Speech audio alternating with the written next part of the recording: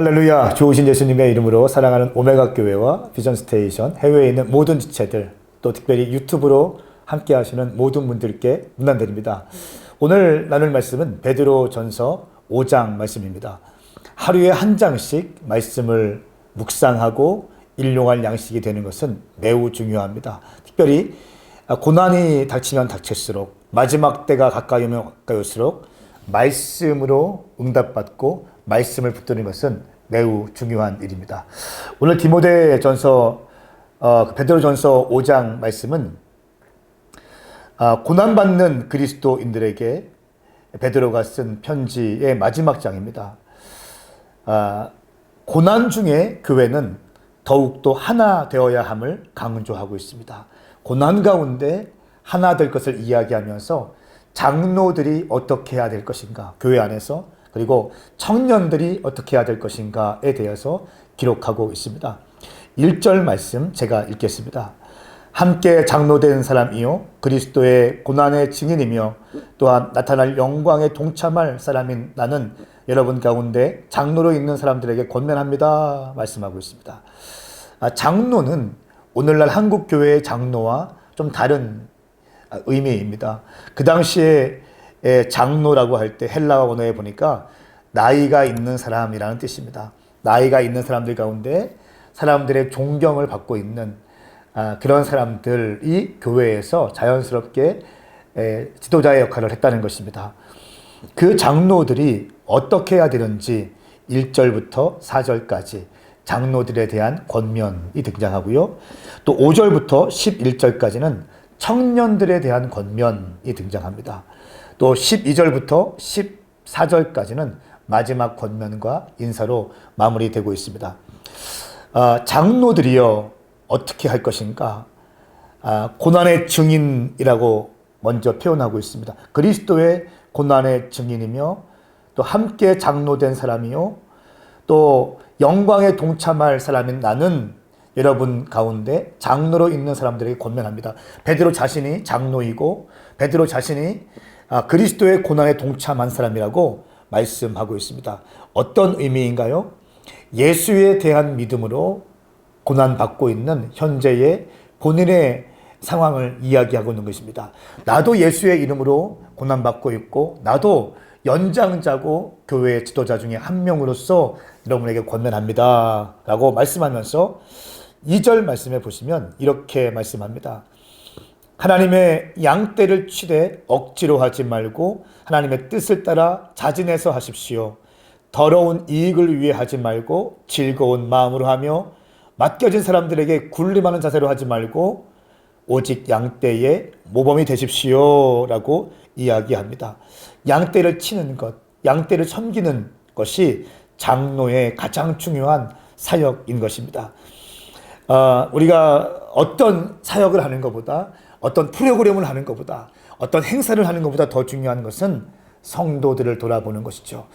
제가 오늘 신방 다녀오면서 어떤 한 분과 통화를 했습니다. 병원에 계신 분입니다. 그분이 이렇게 말씀하시는 겁니다. 제가 신방을 가겠습니다 했는데 목사님 바쁘신 거 아는데 안 오셔도 됩니다. 이렇게 고사하시더라고요. 제가 이렇게 말씀드렸습니다. 우리는 가족입니다. 아무리 바빠도 제가 병원에 계신 당신을 위해서 신방하는 것보다 바쁜 일은 없습니다. 이렇게 말씀드렸습니다. 그리고 내일 신방 가기로 했습니다. 사랑하는 여러분, 아무리 바쁘고 아무리 많은 사역이 있다 할지라도 가장 중요한 것, 양떼를 돌보는 것입니다. 이것이 교회 지도자들의 가장 우선되는 사역인 것입니다. 어떤 프로그램, 어떤 행사보다 더 중요한 것이 한 영혼이기 때문에 그렇죠.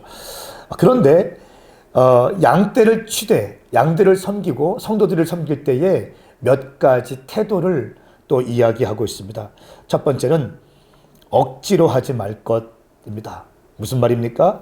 사역 가운데 하나로 일 때우는 걸로 하지 말라 말씀하고 있고요. 두 번째는 자원하는 심령으로 해라 말씀하고 있습니다.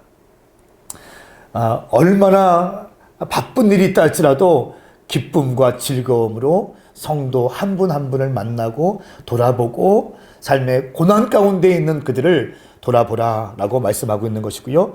또 돈 벌기 위해서 하지 말라 말씀하고 있습니다. 더러운 이익을 위해서 하지 말라. 돈 때문에 하지 말라. 어떤 사람들은 돈이 되면 하고 돈이 안 되면 안 하고 이렇게 하는 사람들이 있습니다. 저희가 어떤 사역을 초청할 때에도 어떤 강사님들은 사례비를 얼마 줄 겁니까? 교통비는 나옵니까? 이렇게 이야기하시는 분이 있습니다. 저는 이렇게 말씀드립니다. 죄송합니다. 다음에 기회 되면 모시겠습니다 하고 그런 분들은 모시지 않습니다. 저 역시 외부 사역할 때 한 번도 사례비를 얼마 주시겠습니까? 교통비를 주시겠습니까? 식사는 무엇입니까? 이렇게 질문한 적이 없습니다. 은혜 되는 대로 주십시오 라고 이야기하죠. 사랑하는 여러분, 사역을 함에 있어서 돈 때문에 사역하지 마십시오. 돈이 되면 사역하고 돈이 안 되면 사역 안 하고 이거 잘못된 겁니다. 더러운 이익을 탐하는 것이 아니라 자원하는 심령으로 사역을 하는 것이죠. 또한 기쁨으로 사역하라 말씀하고 있습니다. 즐거운 마음으로 사역하십시오. 또한 군림하는 자세로 사역하지 말라. 내가 교회 장로이기 때문에 내가 연장자이기 때문에 내 말 들어라. 이런 거 있을 수 없습니다. 오히려 양떼의 모범이 되십시오 라고 말씀하고 있습니다. 무슨 말입니까? 섬기는 자세로 사역하십시오 라고 말씀하고 있는 것입니다. 저는 우리 오메가 교회 장로들, 또 우리 비전 스테이션의 장로들, 또 지금 유튜브로 함께 하고 있는 장로들이 계시다면 이 장로는 직임의 장로가 아니라 교회 어른들, 교회 지도자들 보고 있다면 오늘 베드로 사도가 이 장로들, 초대교회 장로들에게 했던 권면이 여러분의 심령 가운데 심겨지기를 축복합니다. 또한 5절부터 11절까지는 청년들에게 권면하고 있습니다. 이때 청년들은 젊은이들만을 위한 것이 아니라 초대교회 교회 직제를 보면요, 감독이 있었습니다. 감독은 장로들의 어떠한 그 우두머리였고요. 장로들은 연장자 중에 인정받는 사람들. 우리 교회로 말하면 셀리더, 가정교회였으니까 셀리더 정도의 역할이었습니다. 그리고 감독은 커뮤니티 담당 사역자들, 이렇게 의미할 수 있습니다. 그리고 감독이 있고 장로가 있고 또 집사들이 있었습니다. 그리고 그 나머지들은 다 청년들, 성도들이었습니다. 여기서 말하는 청년이라 함은 젊은 청년들 뿐만 아니라 장로를 제외한 모든 성도들을 의미하기도 하는 것입니다. 이런 성도들, 청년들이여 하면서 이렇게 말합니다. 첫 번째 5절 말씀에 순종하십시오 라고 얘기합니다. 장로들에게 순복하십시오. 교회 지도자들에게 순종하십시오. 여러분, 순종은 참 중요합니다. 순종하는 태도, 순종하는 마음은 너무 중요한 것입니다. 영적 질서를 안다는 것은 매우 중요한 가치입니다. 성도들이 장로들 또 교회 지도자들에게 순종하는 태도는 참으로 중요한 것이죠. 또한 서로를 향해서 겸손하게 옷 입으십시오 말씀하고 있습니다. 두 번째는 서로에게 겸손하십시오. 첫 번째는 지도자에게 순종하십시오. 두 번째는 서로에게 겸손하십시오. 이렇게 말씀하시면서 6절 말씀에 이렇게 말합니다. 때가 되면 높이실 것입니다. 서로 높아지려고 내가 높니 네가 높니 라고 얘기하지 마십시오. 서로에게 겸손하십시오. 나보다 남을 낮게 여기십시오. 더 존귀하게 여기십시오. 서로 세워주십시오. 때가 되면 주님께서 높여주신다고 말씀하고 있습니다. 그 사람이 누굽니까? 다윗입니다. 다윗이 겸손하게 사울에게 순종했고 사울에 죽이려고 했던 사울이지만 영적 권위 안에서 영적 지도자 또 기름 부음 받은 자에게 손을 대지 않습니다. 그 겸손함이 있었기 때문에 때가 되자 하나님께서 사울을 패하시고 다윗을 높이시게 되는 것을 우리는 볼 수 있습니다. 세 번째는 근심을 주께 맡겨라 말씀하고 있어요. 7절 말씀, 여러분의 모든 근심을 주께 맡기십시오. 주께서 여러분들을 돌보십니다. 젊은이들은 근심이 많습니다. 어떤 남자를 만나야 될지, 어떤 여자를 만나야 될지, 내 직장을 어떻게 해야 될지, 내가 먹고 살 수 있을까라고 하는 많은 근심들이 있을 것입니다. 젊은이들은 근심이 참 많습니다. 그러나 이 모든 근심을 주께 맡기십시오 말씀하고 있습니다. 왜냐하면 주께서 여러분들을 돌보십니다. 어떤 사람들입니까? 예수의 이름을 위해서 핍박을 받고 예수의 이름을 위해서 싸우고 고난받고 있는 성도들을 주님께서 돌보신다라고 말씀하고 있습니다. 그러면서 8절 말씀에 정신을 차리고 깨어 있으십시오 말씀하고 있습니다. 그리고 마귀를 대적하라. 근심을 주께 맡겨라. 그리고 마귀를 대적하라 말씀하고 있습니다.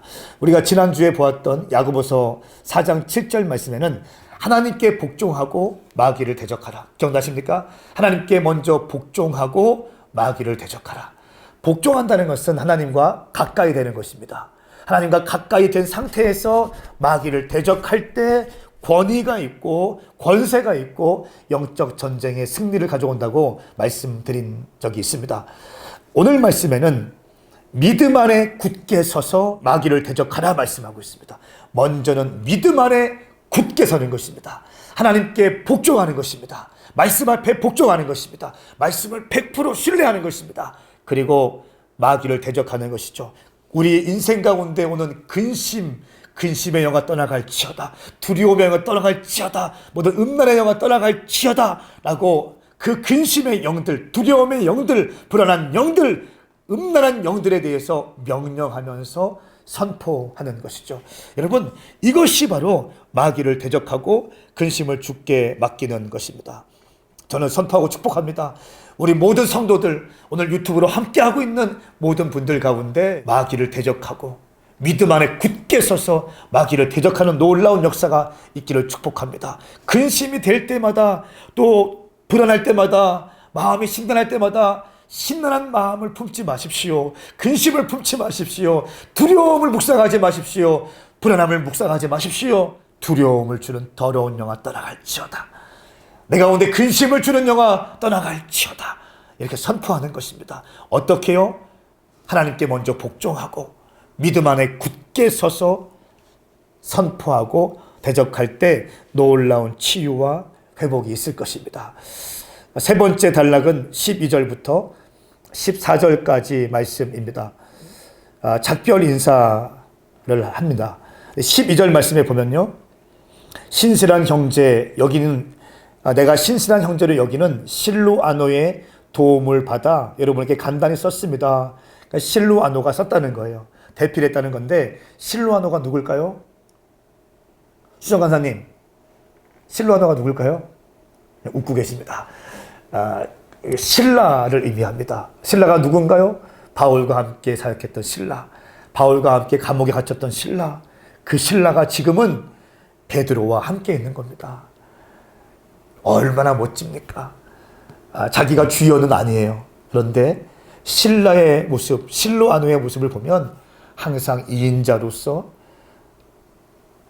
부름받은 하나님의 사람을 세워주고 함께 고난받고 함께하는 모습을 볼 수 있습니다. 저는 이 말씀이 있는데 제 마음이 참 따뜻해졌습니다. 실루아노, 바울과 함께 감옥에 갇히고 바울과 함께 비전을 보고 산을 넘고 사역했던 그 신라가 또 베드로와 함께 편지를 쓰고 있는, 어딜 가든지 하나님의 사람들에게 도움이 되고 기쁨이 되고 든든한 동역자가 되는 신라의 모습을 보게 되었습니다. 사랑하는 여러분, 그런 인생 되십시오. 어딜 가든지 당신을 소중한 동역자요, 동지로 여기는 사람이 되셔야 됩니다. 그 사람은 그냥 있으나 마나야, 그냥 내가 필요하니까, 내가 유명하니까 내 옆에 있다가 그냥 갔어, 이게 아니라 함께 온 마음을 다해서 함께 고생하고 함께 씨름하는 그 실루아노의 모습이 우리 가운데 부어지기를 축복합니다. 또 말씀을 보면 오늘 베드로전서가 쓰여진 동기, 기록 목적이 나옵니다. 이는 여러분을 격려하고 이것이 하나님의 참된 은혜임을 증거해 여러분으로 그 은혜 안에 견고히 서게 하려는 것입니다. 먼저는 격려하기 위함이다. 성도들을 격려하는 베드로의 모습을 볼 수 있습니다. 노년이 된 베드로가 성도들을 격려합니다. 그리고 믿음 위에 견고히 서게 하는 것입니다. 이것이 사역자의 역할이죠. 두려움이 있고 고난이 있고 아픔이 있는 그 상황 가운데 격려하는 겁니다. 괜찮습니다. 그리고 제가 기억나는 것은 베드로전서 4장 말씀 나눌 때에 수정 간사님이 이렇게 나눴어요. 베드로가 고난받는 성도들에게 편지를 쓴 내용을 보니까 고난이 없게 해달라고 쓴 것이 아니라 고난을 참으십시오. 인내하십시오. 감사히 여기십시오. 라고 하면서 그 모습 보면서 놀랐다고 했던 나눔을 한 적이 있습니다. 맞습니다. 고난을 피해 주십시오. 우리 가운데 고난은 없을 것입니다. 이런 얘기하는 것이 아니라 고난 가운데 믿음을 잃지 마십시오. 고난 가운데 당신의 정체성을 기억하십시오. 고난 가운데 인내하십시오. 고난을 돌파하십시오. 예수의 이름 꽉 붙으십시오. 사람들에게 비난받는 것 당연한 것입니다. 세상이 우리를 미워하는 것이 당연한 것입니다. 이런 얘기를 듣는 것이 당연한 것이라고 베드로가 썼다는 것입니다. 사랑하는 여러분, 베드로의 이 권면과 이 격려가 이 코로나 시즌을 통과하고 있는 우리 모든 성도님들 가운데 마음속 심령 깊숙한 곳에 심겨지기를 축복합니다.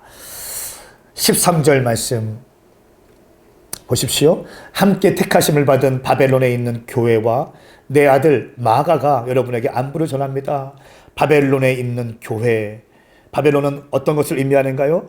가장 세속적인 것을 중심을 의미합니다. 뭡니까? 로마 교회입니다. 로마라는 겁니다. 로마 가운데 있는 교회. 바벨론에 있는 교회는 가장 세상의 중심, 타락의 중심, 세속주의의 중심 가운데 예수 그리스도의 복음을 지키고 있는 그 교회를 의미하는 것이죠. 그런 교회와 내 아들 마가가 여러분에게 안부를 전합니다. 내 아들 마가. 바울과 비슷한 부분이 있습니다. 기질은 다르고 성향은 다르지만 바울의 영적인 아들 디모데가 있었죠. 베드로도 마가가 영적인 아들인 것입니다. 바울에게는 디모데가 있었고 베드로에게는 마가가 있습니다. 여러분, 영적인 가족이 된다는 것입니다.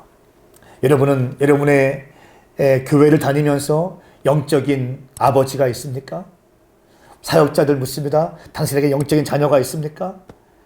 책망할 자녀가 있습니까? 그냥 좋게 립서비스할 교인들 말고 한 영혼 위해서 울면서 때로는 책망도 하고 때로는 혼내기도 하고 2시간, 3시간씩 끌어안고 잘못된 세계관들, 관점들을 뜯어고쳐주고 바이블 멘토링하고 눈물로써 훈계하고 때로는 강하게 책망하면서 어떻게 살아야 될지 책망하는 영적인 자녀가 있습니까? 성도들에게 묻습니다. 당신은 영적인 아비가 있습니까? 단순히 목사님, 단순히 전사님, 사역자 이것이 아니라 영적인 아비가 있습니까? 영적인 자녀가 있습니까? 저에겐 있습니다. 저에겐 영적인 아비도 있고 영적인 자녀가 있습니다. 여러분 기억하십시오. 성도들에게는 꼭 필요한 것이 있습니다. 영적인 아비가 있어야 됩니다. 그리고 영적인 자녀가 있어야 됩니다. 저는 누군가에게는 영적인 아비이고 누군가에게는 영적인 아들입니다. 고아가 되지 않는 비결입니다. 유명한 사람이 나의 영적인 아버지가 될 필요는 없습니다. 교회에서 목회자가 영적인 아비가 될 수 있습니다. 저에게는 참 많은 영적인 자녀가 있습니다. 오늘 베드로도 영적인 아들 마가가 있었고 바울도 영적인 아들 디모데가 있었습니다. 교회는요, 단순히 교회 집사님, 권사님, 장로님, 목사님, 청년부 회장 이런 게 교회가 아닙니다. 교회는 영적인 가족이어야 합니다. 영적인 가족이에요. 그럼 영적인 아버지는 언제나 정답이고 언제나 맞는가? 또 유명하고 영적으로 깊어야지 영적인 아버지인가? 아니요. 당신의 삶에 관심을 갖고 기도해주는 사람, 당신을 위해서 울 수 있는 사람이 영적인 아비가 되어야 됩니다. 또 당신이 눈물을 흘리면서 그 영혼들을 세워줄 수 있는 사람이 영적인 아비가 되어야 하는 것입니다. 단순히 교회 다니지 마십시오. 혹시 이 유튜브를 보고 있는 분들 가운데 그냥 교회 출석만 하시는 분 계십니까? 그렇게 하면 안 됩니다. 교회와 깊이 있게 결속되십시오. 깊이 들어오십시오. 교회의 풍성함에 들어가십시오. 그리고 때로는 책망도 받으셔야 됩니다. 그리고 좋은 일 있으면 함께 나누고, 슬픈 일 있으면 함께 나누고, 잘못했으면 눈물 쏙 빠지도록 혼나야 됩니다. 이게 가족이고요. 이게 공동체인 것이죠. 마지막 때에는 영적 가족의 중요합니다. 고난이 다가올수록 영적 가족의 중요성은 계속 더 커지는 것입니다. 단순히 교회가 아닌 것입니다. 영적인 가족됨 안에 있는 것, 이것은 가장 큰 축복입니다. 14절 말씀, 여러분은 사랑의 입맞춤으로 서로 인도하십시오. 무슨 말입니까? 가족됨이라는 겁니다. 가족됨이에요. 이 가족됨이 풀어져야 돼요. 사랑의 입맞춤. 바울은 이렇게 얘기합니다. 거룩한 입맞춤, holy kiss. 베드로는 이렇게 얘기합니다. 사랑의 입맞춤. 사랑의 입맞춤, 거룩한 입맞춤을 할 수 있는 거룩한 가족 공동체가 당신 가운데 생기기를 축복합니다. 그냥 가나안 성도님들 중에 혹시 오늘 유튜브를 보고 있습니까? 빨리 당신 주변에 좋은 교회, 건강한 교회, 깨어있는 교회를 찾아가십시오. 그리고 교회 안에 결속되십시오. 셀에 들어가십시오. 셀 리더의 지도를 받으십시오. 담당 사역자의 지도를 받으십시오. 그리고 마음을 여십시오. 그리고 마음을 오픈하십시오. 그리고 함께 울고 함께 웃으십시오. 이것이 당신을 견고하게 세워지게 될 것입니다. 저는 선포하고 축복합니다. 이 은혜가, 오늘 말씀의 이 은혜가 당신 가운데 심겨질지어다. 장로님들, 장년들 힘내십시오. 청년들, 성도들 힘내십시오. 베드로는 마지막에 5장 말씀에 고난 가운데 있는 교회 가운데 선포합니다. 마지막 때는, 고난 가운데 있을 때는 하나가 되는 것이 중요합니다. 강하게 결속돼야 됩니다. 한 마음이 되셔야 됩니다. 그럴 때 우리는 어떠한 산도 넘을 수 있고 어떠한 위험도 돌파할 수 있습니다. 기도하겠습니다. 거룩하신 주님, 오늘 이 말씀이 이 메시지를 듣는 모든 심령들 가운데 심겨지게 하여 주시옵소서. 감사하며 예수님의 이름으로 축복하고 기도하옵나이다. 아멘. 간사님 아멘 해주세요. 아멘. 아멘. 여러분, 오늘 이 말씀이 여러분에게 도움이 되었고 여러분 영혼의 만족이 된다면 좋아요와 구독을, 그리고 알림 버튼을 해주십시오. 그리고 공유해 주십시오. 많은 사람들이 듣고 회복될 것입니다. 저는 내일 베드로 후서 1장 말씀을 통해서 인사드리겠습니다. 오늘도 승리하십시오. 샬롬.